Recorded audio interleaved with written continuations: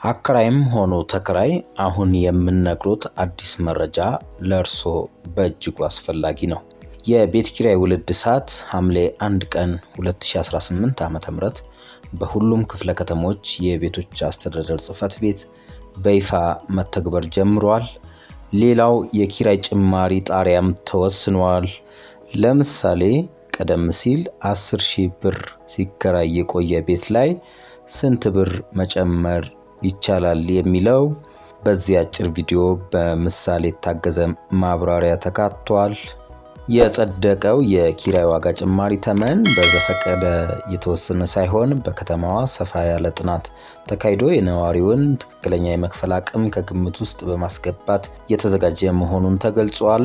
ጥናቱ ላይ የመንግስት ኃላፊዎች፣ የተለያዩ ባለድርሻ አካላት፣ የቤት ባለቤቶችና ተከራዮችን የሚወክሉ የማህበረሰብ ተወካዮች ባሳለፍነው ሰኔ ወር ላይ መወያየታቸው የሚታወስ ነው። በመኖሪያ ቤት ኪራይ ቁጥጥርና አስተዳደር አዋጅ መሰረት የቤት ውል እድሳት በየ2 ዓመቱ፣ የኪራይ ተመን ማሻሻያ ደግሞ ነባራዊ የኢኮኖሚ ሁኔታን ከግምት ውስጥ በማስገባት በየዓመቱ እንደሚከናወን ተደንግጓል። የአዲስ አበባ ቤቶች ልማትና አስተዳደር ቢሮ እንዳስታወቀው የቤት ኪራይ ዋጋ ከ2019 በጀት ዓመት ጀምሮ በአዲስ መተመኛ በምክክር በተወሰነ ሂሳብ ብቻ ጭማሪ ይደረጋል ማለቱ የሚታወስ ነው።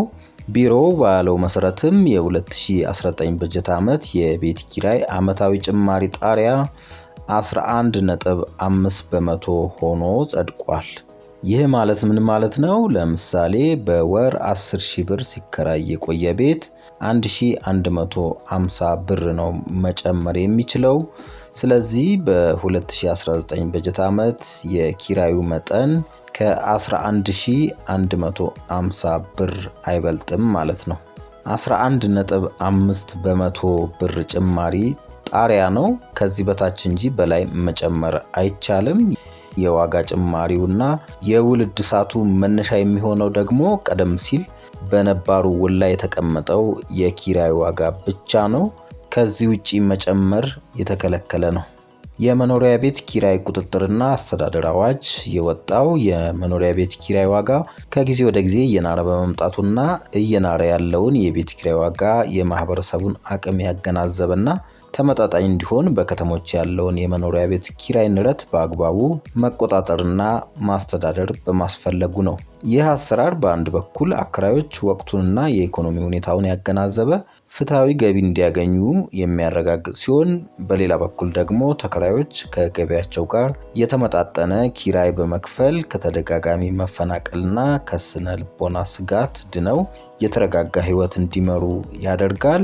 በዚህ አዋጅ መሰረት የተከለከሉ ጉዳዮች አሉ። ከነዚህ መካከልም የቤት ኪራይ ውል ዘመን ሳይጠናቀቅ ተከራይን ከቤት ማስወጣት ወይም በአዋጁ ከተፈቀደ ሁኔታ ውጪ የዋጋ ጭማሪ ማድረግ አይቻልም። ከአዲስ አበባ ቤቶች ልማትና አስተዳደር ቢሮ ከተመዘገበው ውል ውጪ የመንደር ውሎች ተቀባይነት የላቸውም። በጋራ መኖሪያ ቤቶች አካባቢ የሚደረጉ ማናቸውም አይነት የመንደር ውሎችን ጨምሮ ማለት ነው። ክቡራትና ክቡራን የዚህ ቪዲዮ ተመልካቾች ስለተከታተላችሁ እናመሰግናለን።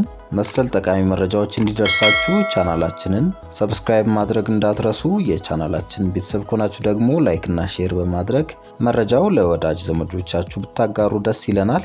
በቀጣይ በሌላ ቪዲዮ እስከምንገናኝ በሰላም ቆዩን።